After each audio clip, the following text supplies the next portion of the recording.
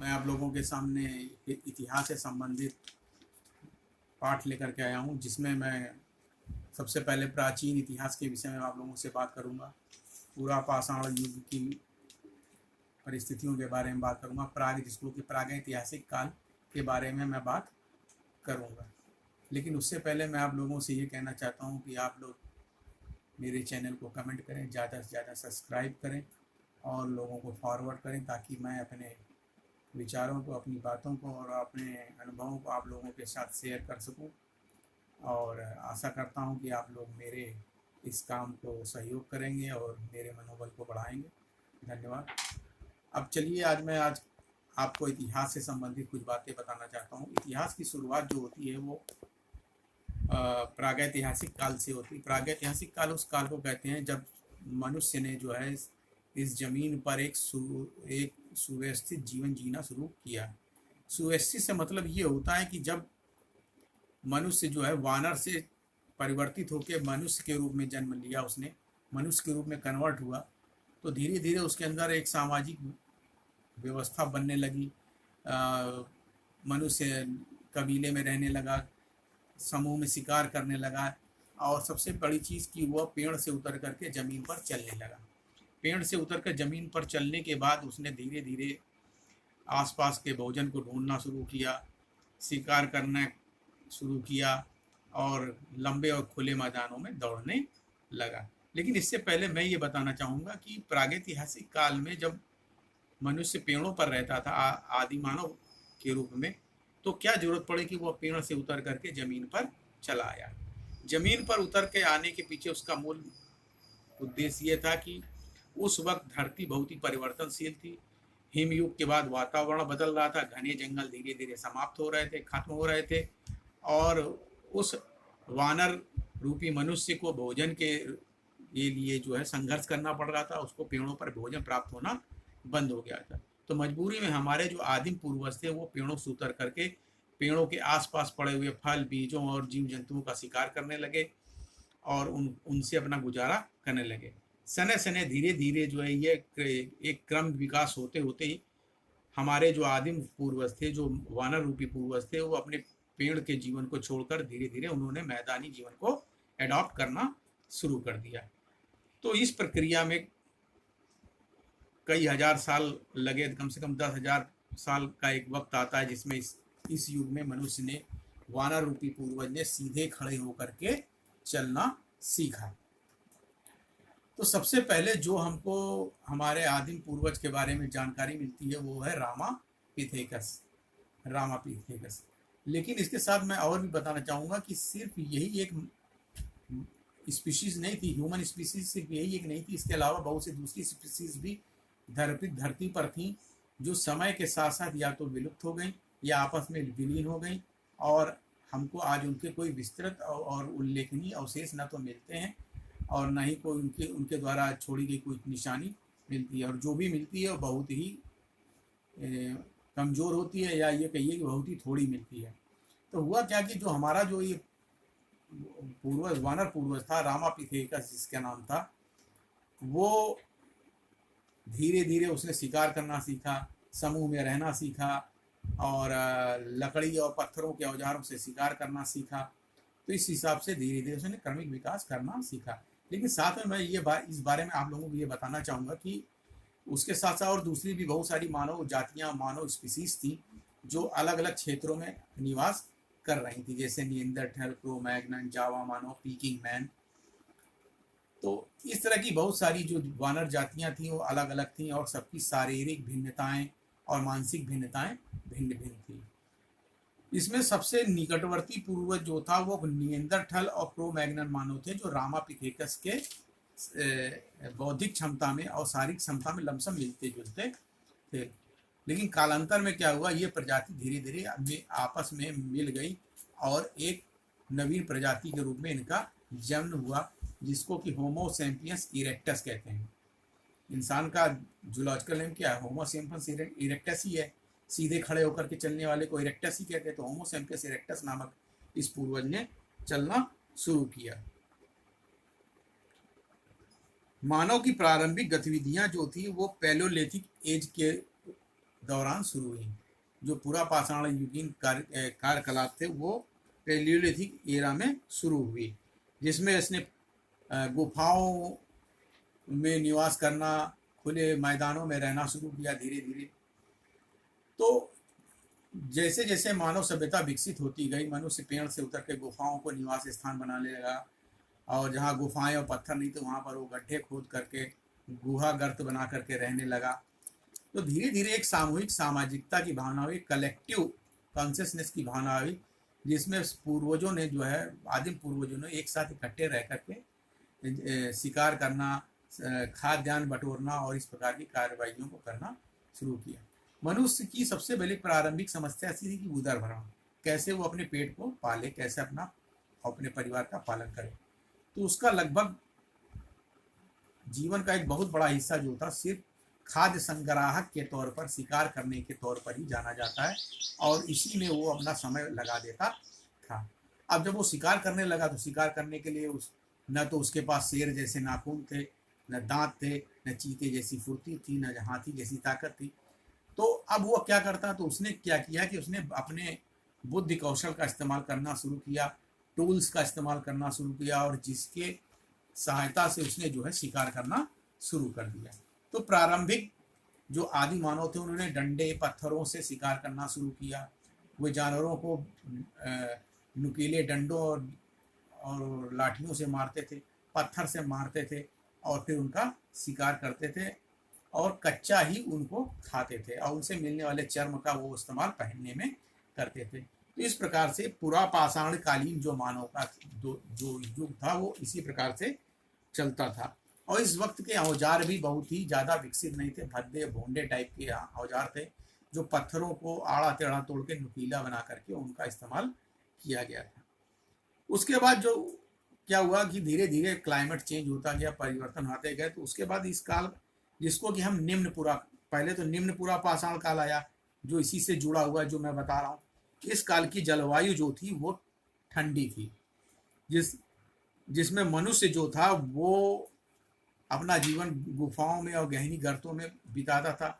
और आज भी अगर हम को कहीं भी कोई भी इस प्रकार की सभ्यता मिलती है तो वो गुफाओं के भीतर और सुरंगों जैसी संरचनाओं के भीतर ही मिलती है, क्योंकि उस वक्त का जो वातावरण था वो ठंडा हो गया था, और बहुत ठंडा होने के कारण जो है आदि मानवों को जो है इन सब जगहों पे शरण लेनी पड़ती थी। और आज भी अगर हम खोजें तो हमको उनके अवशेष उन्हीं गुफाओं और सुरंगों में मिलेंगे, उनकी हड्डियां मिलेंगी, उनके द्वारा छोड़े गए अवशेष और हथियार आज भी वहां पर पाए जाएंगे। तो आदि मानव ने सबसे पहले लाठी, डंडे, भाले का इस्तेमाल किया, गदा का इस्तेमाल किया, हथौड़ी का इस्तेमाल किया, जिसके वो शिकार करता था। प्रारंभिक हथियारों में कुल्हाड़ी, खंडा और बिदारणी जैसे छोटे छोटे टूल्स का वो इस्तेमाल करता था। तो प्रारंभिक हथियारों में उसके पास कुल्हाड़ी थी, काटने वाले गणासा टाइप के औजार थे, और फाड़ने के लिए छीनी जैसे नुकीले औजार थे, जिससे कि वो अपनी उस शारीरिक कमी को पूरा कर रहा था जो कि उसके पास नहीं थी। और ये उसके बनाए हुए ज़्यादातर औजार जो थे आदिमानव के द्वारा जो विकसित औजार थे, उससे वो अपनी भी सुरक्षा करता था, अब और शिकार करने में भी उसको मदद होती थी, क्योंकि उस वक्त का आदिमानव जो था वो आसपास बहुत सारे हिंसक और जंगली जानवरों से घिरा हुआ था, जो कि उसके शिकार करने की ताक में हमेशा रहते थे। ऐसा नहीं था कि सिर्फ आदिमानव ही शिकार करता था, आदिमानव के साथ जो दूसरे जीव जंतु थे उस वक्त के, वो भी उसको मारने की फिराक में रहते थे। तो अपनी सुरक्षा करने के लिए भी उसने इस तरह के हथियारों का, औजारों का इस्तेमाल किया, जिससे वो शिकार भी करता था और अपनी सुरक्षा भी करता था। इस काल में ज़्यादातर जो औजार बनाए जाते थे क्वार्टजाइट नाम के पत्थर से बनाए जाते थे। क्वार्टजाइट नाम के पत्थर चमकीले और मजबूत और नुकीले होते थे, जिनसे कि वो हथियारों की धार और उनको नुकीला बनाता था, उनके पैनापन, उसमें वो पैनापन पैदा करता था। और ज़्यादातर ये पत्थर जो है नदी घाटी सभ्यताओं के आसपास पाए जाते थे, गुफाओं के नज़दीक पाए जाते थे, और ये चिकने काले रंग के पत्थर होते थे और नुकीले पत्थर होते थे, धारदार पत्थर होते थे, जिससे कि वो अपने इस्तेमाल में उसका इस्तेमाल करते थे। ये ज़्यादातर सभ्यताएं जो थी वो सोहन घाटी, बेलन घाटी, आदमगढ़, भीमबेटका, निवासा आदि स्थानों पर पाई गई हैं, जो कि इनके महत्वपूर्ण स्थल हैं। अब जैसे भीमबेटका है, भीमबेटका भी इसी युग की सभ्यता है, निम्न पुरा पाषाण काल की, जो कि प्रागैतिक इतिहास की सबसे पहली सभ्यता थी, जो जिसको कि हम निम्न पुरा पाषाण काल से जानते हैं। इसकी पहली पहचान क्या थी? उस वक्त का वातावरण ठंडा था। उस वक्त आदिमानव गुफाओं में रहते थे, खंदराओं में रहते थे। हथियारों के तौर पर वे कुल्हाड़ी, भाला, गणासे का इस्तेमाल करते थे, जो ज़्यादातर पत्थरों की एक प्रजाति क्वार्टजाइट से बने हुए थे, और सोहन घाटी, बेलन घाटी आदि जैसे स्थानों पर इनका निवास स्थान था। और आज भी अगर हम भीमबेटका में जाएं तो उनके बनाए हुए चित्र और औजार हमको मिलते हैं। उसके बाद हम आते हैं सभ्यता के अगले चरण में, जिसको कहते हैं मध्य पाषाण काल या मध्य पुरा पाषाण काल। इस काल में मानव का जीवन अस्थिर था, अनस्टेबल था, क्योंकि वो शिकारी था और खाद्य संग्राहक था। लेकिन उसके उपकरणों में सुधार हुआ था, सबसे बड़ी बात, जो कि निम्न पुरा पाषाण काल से जब वो मध्य पाषाण काल में आया तो उसमें जो है कुछ सुधार हुए। किस चीज में सुधार हुए? हथियारों में और औजारों में सुधार हुए। इस वक्त के औजार भद्दे और भोंडे न होकर के सुंदर, छोटे, पैने और कारगर होने लगे, यूजफुल होने लगे। इस काल में मनुष्य जो है ज़्यादातर पत्थर और पत्थर से बनी हुई चीज़ों का उद्योग करने लगा, उनका उपयोग करने लगा, उनका इस्तेमाल करने लगा, और उसने विविध प्रकार के औजारों का इस्तेमाल किया। वह पत्थर की पपड़ियों से, पत्थर के टुकड़ों से कई प्रकार के भिन्न भिन्न प्रकार के टूल्स को बनाने लगा, जैसे कि छेनी, हथौड़ी, काटने वाले, रगड़ने वाले, फाड़ने वाले, चीरने वाले, काटने वाले, खुरचनी, इस प्रकार के औजार उसने बनाए। भाले बनाए, भालों की नोक बनाई, तीर के फल बनाए, जो ज़्यादातर एक पत्थर की जात से बनाए, जिसको कि क्वार्टजाइट कहते हैं। क्वार्टजाइट एक प्रकार का मजबूत और चिकना पत्थर होता है, कांच से मिलता जुलता है, कांच की ही तरह समझिए, लेकिन वह मजबूत और काले रंग का पत्थर होता है, और उसको तोड़ तोड़ कर छोटे छोटे और बढ़िया सुगठित औजार वो बनाने में इस्तेमाल करता था। क्योंकि उस वक्त तक जो है हमारे आदिम पूर्वजों को धातु का ज्ञान नहीं था, मेटल्स का ज्ञान नहीं था, तो वे पत्थरों इस प्रकार के कठोर और मजबूत पत्थरों का इस्तेमाल हथियार बनाने में करते थे, जो कि नुकीले हों और धारदार हों। ये भी सभ्यताएं ज़्यादातर डीडवाना, भीमबेटका और नर्मदा घाटी में पाई गई हैं, नर्मदा घाटी की सभ्यताओं में पाई गई हैं। उसके बाद हम और आगे एडवांस में आते हैं तो आता है उच्च पुरा पाषाण काल। उच्च पुरा पाषाण काल आते आते जो है हमारी जो वातावरण था, हमारी जो पृथ्वी की क्लाइमेट थी, वो धीरे धीरे सही होने लगी। सर्दी अब धीरे धीरे कम हो गई थी, और मौसम अच्छा होने लगा था, जगह जगह वनस्पतियाँ होने लगी थी, और शिकार भी भरपूर मात्रा में मिलने लगा था। तो इस वक्त जो आदिमानव का जीवन था वो थोड़ा सरल और सुविधाजनक हो गया था, और इसी काल से धीरे धीरे एक जानवर हाथी जैसा था, जिसको कि मैमथ कहते थे, वो धीरे धीरे जो है विलुप्त होने की कगार पर पहुंचते चले गए। क्योंकि मैमथ जैसे जानवर जो थे वो एक प्रकार के हाथी की तरह होते थे, और जिनके बदन पर बहुत सारे बाल होते थे, भेड़ और भालू जैसे, और वो हाथियों से दुगने होते थे। तो धीरे धीरे उन प्रजातियों का, हाथी जैसी प्रजातियों का मैदानी इलाकों से और गर्म पहाड़ी इलाकों से धीरे धीरे वो गायब होने लगे, और ऊपर की तरफ जाने लगे, जहाँ पर अत्यधिक ठंड पड़ती है। तो आज भी हमको वहाँ पर उनके अवशेष मिलते हैं। साइबेरिया है, रूस है, अलास्का जैसी जगहों पर, अमेरिका के कुछ बेहद ठंडे स्थानों पर इनके फॉसिल्स पाए गए हैं। तो ये चीज़ तो मैंने आपको जानकारी के लिए बताई थी, लेकिन अब आगे हम चलते हैं उच्च पुरा पाषाण काल।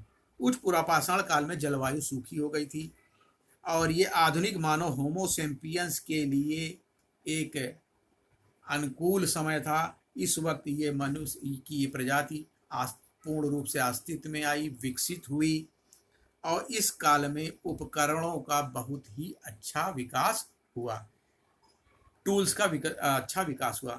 तो आप ये समझिए कि आज इंसान गुफाओं से निकलकर चंद्रमा तक पहुंच गया है, मंगल तक जा पहुंचा है, और सौरमंडल की सैर कर रहा है। तो ऐसा क्यों हुआ?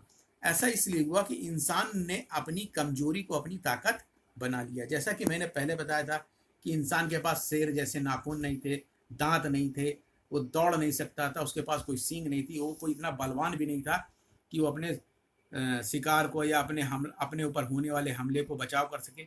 लेकिन इंसान की सबसे बड़ी ताकत थी उसकी बुद्धि, उसकी सीखने की क्षमता, उसकी चतुराई और अपने को माहौल के अनुकूल बदल लेने की पूरी क्षमता, जिसके चलते उसने अपने आप को वातावरण के आधार पर अनुकूलित किया, अपनी बुद्धि कौशल का विकास किया और उस बुद्धि और औजारों को डेवलप किया, जिससे कि धीरे धीरे वो अन्य प्रजातियों और अन्य पशुओं से ऊपर उठता चला गया। इस काल में जो है मनुष्यों ने धीरे धीरे घर बनाने शुरू किए, पत्थर के छोटे छोटे शैलाश्रय बनाए, गुफा गर्त बनाए, जहाँ पर वह रहने लगा, चित्रकारी करने लगा, नक्काशी करने लगा, नाचने गाने का विकास हुआ, समूह में रहने का विकास हुआ। तो इस प्रकार से छोटी छोटी चीज़ें उसके पास हुई, सोशल गैदरिंग हुई, सोशल नेटवर्किंग उसने फैलानी शुरू की, आसपास के मनुष्यों के साथ उसने मिलना जुलना शुरू किया। क्योंकि पहले मनुष्य जो था वो एकाकी रहता था, शिकार की तलाश में वो अकेला घूमता था, लेकिन अब उसने एक ग्रुप बना लिया, एक समाज बना लिया, जिसके साथ रह करके वो सारे काम करता था। और इसी दौरान जो है खेती की भी नींव पड़ गई, खेती का भी बीजारोपण हो गया। और इसी काल के दौरान मनुष्य ने छोटा मोटा जो है कृषि कार्य करना शुरू किया, पशुपालन करना शुरू किया और दूसरे छोटे छोटे काम उसने शुरू किए। और इस सभ्यता के अवशेष जो है हमको बेलन घाटी, छोटा नागपुर का पठार, मध्य भारत, करनूल, चित्तूर, गुजरात आदि के कुछ हिस्सों में इस काल के अवशेष पाए जाते हैं। शुरुआती जो थे, जैसे बुर्ज होम कश्मीर में है, उसी प्रकार से इस युग में मनुष्यों ने मकान बनाना शुरू किया गया, गोल गड्ढे जैसे मकान बनाने शुरू किए, गुफाओं की दरारों को उसने रहने लायक बनाया। तो इस प्रकार से हम इन तीनों कालों के बारे में जानकारी प्राप्त करते हैं। और सबसे अच्छी बात यह है इस पूरा पाषाण काल में कि इस काल में मनुष्य ने चित्रकारी करना सीखा, संकेत करना सीखा। अब हम प्रागैतिक इतिहास काल को क्रमवार 3 भागों में बांटते हैं। पहला है पूरा पाषाण काल, जिसको कि पैलियोलिथिक एज कहते हैं, जो 5 लाख से 10,000 ईसा पूर्व थी। उसके बाद आता है मध्य पाषाण काल। मध्य पाषाण काल मीसोलिथिक एज एरा कहते हैं इसको, ये 10,000 से 7,000 ईसा पूर्व कही जाती है। उसके बाद आता है नव पाषाण काल, जिसको कि नियोलिथिक एज कहते हैं, जिसमें चकमक पत्थर या क्वार्टजाइट पत्थर से आदिमानव ने अच्छे और कुशल औजार बनाने सीखे। अब पूरा पाषाण काल को 3 भागों में बांटा गया है। पहला है निम्न पूरा पाषाण काल, फिर मध्य पाषाण काल और फिर उच्च पूरा पाषाण काल। तो इस प्रकार से हमने इसको बांटा है, पूरा पाषाण काल को 3 भागों में बांटा है, निम्न, मध्य और उच्च पूरा पाषाण काल। तो हमने पूरा पाषाण काल को 3 भागों में विभाजित किया और उनको मैंने अपने इस लेक्चर में एक्सप्लेन किया। उसके बाद मध्य पाषाण काल, नव पाषाण काल और ताम्र पाषाण काल के बारे में आते हैं। मध्य पाषाण काल और जो था वो नव पाषाण काल के बीच का संक्रमण काल था। इस काल में भी पर्यावरण बहुत कुछ बदला, नई नई वनस्पतियां उगने लगी और हमारा वातावरण जो है वो बदलने लगा। लोग शिकार करने, मछली पकड़ने और खाद्य वस्तुएं बटोर करके पेट भरने का काम उन्होंने शुरू कर दिया था। और शुरू करने के साथ साथ वो खाद्य सामग्रियों को जमा भी करते थे। और इसके अलावा उन्होंने माइक्रोलिथ या लघु पाषाण कालीन औजारों का इस्तेमाल करने पड़ा। छोटे छोटे वो पत्थर के औजार बनाने लगे, इसमें हड्डियां और लकड़ी के मुट्ठे थे, हंसिया थी और दूसरे औजार। ज़्यादातर ये औजार ब्लेड, नुकीले क्रोड और नवचंद्राकार जैसे होते थे, जो कि अपने पूर्वजों से बढ़िया और उच्च स्तर के औजार थे, टूल्स थे। और इस काल में हम पशुपालन का प्रारंभिक अवशेष पाते हैं। इस काल में मनुष्यों ने भेड़, बकरी, कुत्ता पालना शुरू कर दिया था, जानवर पालने शुरू कर दिए थे, जिससे वो अपने दूध और मांस की पूर्ति कर सकें। और आपको पता होना चाहिए कि मनुष्य का सबसे पहला पालतू जानवर कुत्ता था, जो कि उसके साथ शिकार पर जाता था, उसकी मदद करता था। तो मनुष्य ने सबसे पहले कुत्ता पालना ही शुरू किया। उसके बाद बकरी, भेड़ और दूसरे ऊंचे नस्ल के जानवर उसने शुरू किए। इस दौरान मनुष्य के भीतर स्थायी निवास करने की इच्छा प्रबल हुई और उसने जगह जगह पर स्थायी निवास बनाने शुरू किए। ज़्यादातर वो निवास थे या तो नदियों के किनारे थे या ऊंची पहाड़ियों पर थे, क्योंकि यही दो जगह थी जो कि सुरक्षित हुआ करती थी। तो आशा करता हूँ कि आपने मेरे इस लेक्चर को एंजॉय किया होगा, समझा होगा, और आशा करता हूँ कि आप मेरे इस लेक्चर को सपोर्ट करेंगे, फॉरवर्ड करेंगे और ज़्यादा से ज़्यादा सब्सक्राइब करेंगे। समय अभाव होने के कारण मैं बाकी का जो लेक्चर है वो दूसरे वीडियो में, नेक्स्ट वीडियो में मैं आप लोगों को दूंगा, जिसमें मैं नवपाषाण काल, ताम्रपाषाण काल के बारे में छोटी छोटी बातें विस्तारपूर्वक बताऊंगा। साथ में और भी इसके अलावा जो जनरल नॉलेज की जो जानकारी वाली चीज़ें वो मैं आप लोगों को दूंगा। तो प्लीज़ मुझे सपोर्ट करें, मेरे को हेल्प करें, और जो भी आपको राय विचार उसको कमेंट करें। सिर्फ देख करके छोड़ मत दें, इसको दूसरों को भी सब्सक्राइब करें, बताएं। और आपको क्या जनरल स्टडीज़ में चाहिए, हिस्ट्री में चाहिए, तो मैं आपको एक से एक नायाब जानकारी ढूंढ ढूंढ कर लाऊंगा और बताऊंगा, इतिहास से संबंधित, जो कि आपको सामान्यतः किताबों में नहीं मिली होंगी। तो आशा करता हूँ कि आप मेरे इस लेक्चर को सुनेंगे, प्रोत्साहित करेंगे, और इसके साथ मैं आज ये लेक्चर समाप्त करता हूँ। आप लोगों का बहुत बहुत धन्यवाद।